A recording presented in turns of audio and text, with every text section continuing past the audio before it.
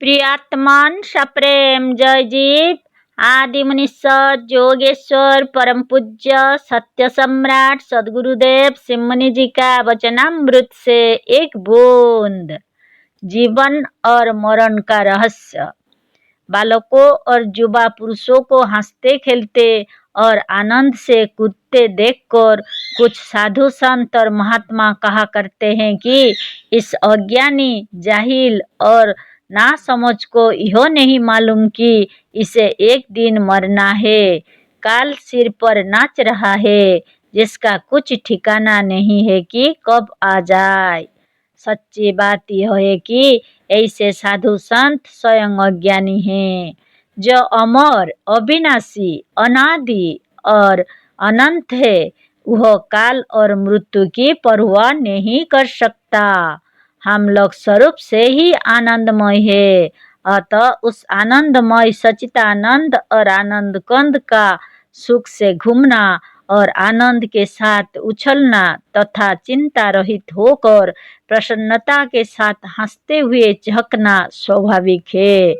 अतः हमें शांति के साथ बैठने दो, सुख से सोने दो, निश्चिंत होकर घूमने दो और आनंद के साथ कूदने उछलने चहकने और हंसने दो। संसार के किसी अणु का भी नाश नहीं होगा।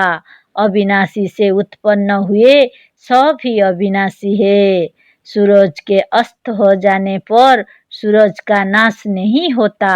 स्थूल वृक्ष कुछ दिनों में सूक्ष्म बीज के रूप में आ जाता है। यह बीज फिर वृक्ष हो जाता है।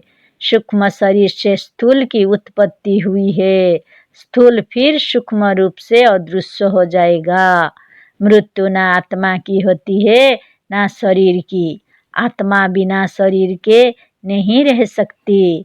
आज तक किसी ने शरीर रहित किसी आत्मा का अनुभव नहीं किया है। आत्मा सर्वदा शरीर में रहती है, चाहे वह सूक्ष्म हो या स्थूल। आत्मा अविनाशी है तो शरीर भी अविनाशी है। इस जीवन और मृत्यु के तत्वों को समझो। सारी चिंता, सारी विपत्ति, सारा शोक और मोह मिट जाएगा और तुम्हारा हृदय शांत, प्रसन्न तथा आनंदमय हो जाएगा। जैसे दूध के भीतर से घी निकाल लेते हैं, जैसे मूंज से सींक निकाल कर अलग कर लेते हैं, ठीक इसी तरह से स्थूल शरीर से सूक्ष्म शरीर अलग हो जाता है। जीवन के समय सूक्ष्म और स्थूल दोनों शरीर तथा मृत्यु के बाद सूक्ष्म शरीर में आत्मा निवास करती है। आत्मा को भी बिना शरीर के नहीं रहती। विदेह मुक्त आत्मा भी सूक्ष्माति सूक्ष्म शरीर में रहती है। सूक्ष्म शरीर का दूसरा नाम संकल्प या मनमय शरीर है। आत्मा और आत्मा का संकल्प सर्वदा साथ रहेगा।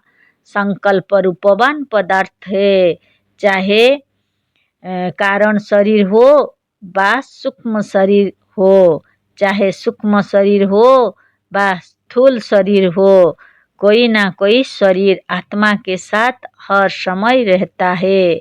बिना शरीर के आत्मा आज तक ना कहीं देखी गई, ना सुनी गई और ना अनुभव में आई। अतः आत्मा ही अमर नहीं, शरीर भी अमर है। तुम अमर और अविनाशी हो। तुम्हें मृत्यु, रोग, दोष, विपत्ति और पाप छू तक नहीं सकते। इस वास्तविक तत्व पर खूब विचार करो। यदि इससे तत्व से समझ लोगे तो हृदय के भीतर एक अपूर्व शांति और आनंद का अनुभव होगा। जैसे सपन में मनुष्य जाग उठता है या जागता हुआ मनुष्य सो जाता है, ठीक यही रहस्य जीवन और मृत्यु के भीतर छिपा हुआ है। सपन से जागने पर सपन की बात याद रहती है, पर सपन में जागने की बात या दूसरे सपन की बात नहीं याद रहती। ठीक इसी तरह से इस जीवन में दूसरे जन्म की बात याद नहीं रहती है। यदि असंख्य जन्मों की बात याद रहती तो यह जीवन इतना सुखमय ना होता। स्वप्न में यदि जागृत अवस्था की बातें याद रहती तो मनुष्य कभी सुख की नींद ना सो सकता।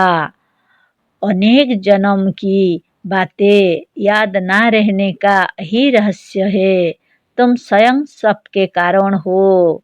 सब नियम और कानून तुम्हारे बनाए हुए हैं। जीवन और मृत्यु के पूर्वोक्त सिद्धांतों को तत्व से समझो। बिना इसे समझे हृदय में सच्ची शांति नहीं आ सकती। स्वप्न का शरीर सूक्ष्म होता है और जागृत अवस्था का स्थूल। स्वप्न के शरीर को हम नित्य प्रत्यक्ष देखते हैं। स्वप्न का पैर जब दौड़ता है तब यह स्थूल पैर हिलता भी नहीं। स्वप्न का हाथ में ग्रहण करता है और यह स्थूल हाथ पड़ा रहता है। स्वप्न में स्वप्न की सूक्ष्म आंख देखती है और यह स्थूल आंख बंद रहती है। इन बातों का अनुभव यह सिद्ध कर रहा है कि स्वप्न का सूक्ष्म शरीर अलग है, वह एक दूसरा ही शरीर है, पर है हमारी ही। ऐसा ही होता भी है।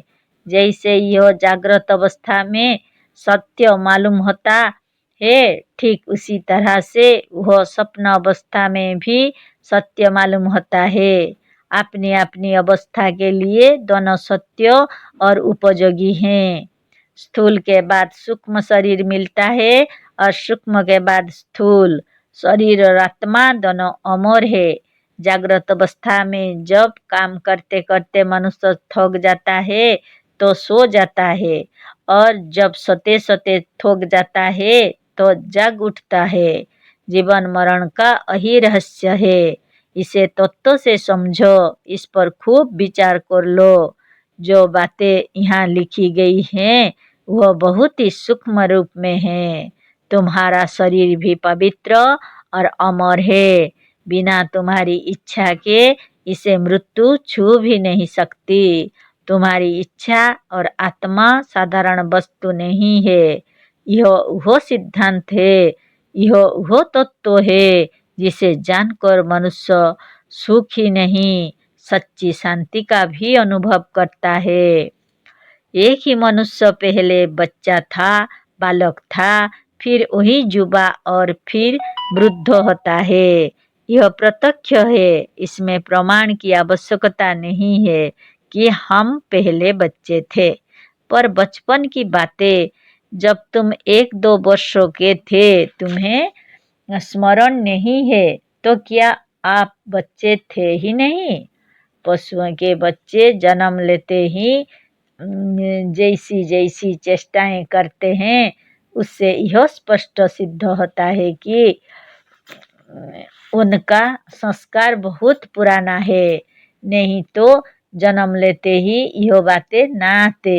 बालक जन्म लेते ही पूर्व जन्म की बात सपन में स्मरण कर बात देखकर हंसता है, क्योंकि इस जन्म में या जागृत अवस्था में अभी ना हंसता है, ना उस बात को समझता है जिस पर हंसा जाता है।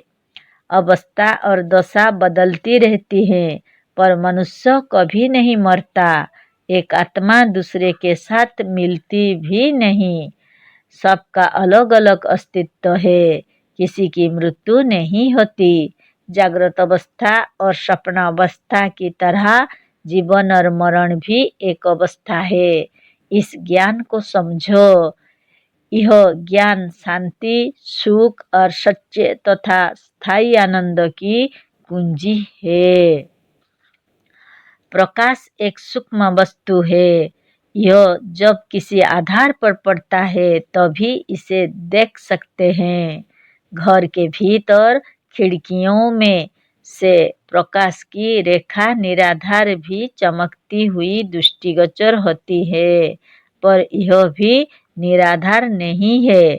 कमरे के अंदर जो नक्षत्र रेणु उड़ रहे हैं, उन्हीं पर पड़ने के कारण वह चमकती है।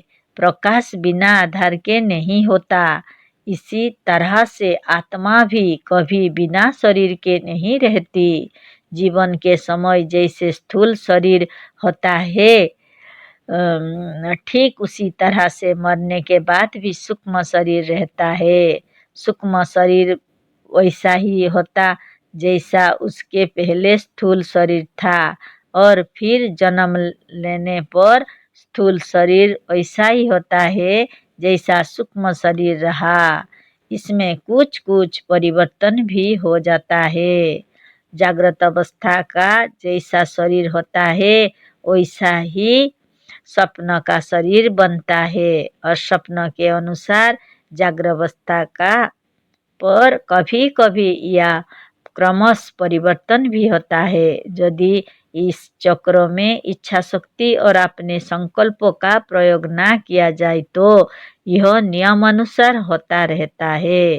पर इच्छा शक्ति, आत्मबल और योग बल से इस चक्रों को रोक सकते हैं। हम इस शरीर को जब तक चाहें तब तक रख सकते हैं। बिना सत्य ज्ञान के मनुष्य जीवन मुक्त नहीं हो सकता, और जब तक तुम जीवन मुक्त नहीं होते तब तक सच्चा आनंद, सच्चा सुख और सच्ची शांति का अनुभव नहीं कर सकते। जय जीव।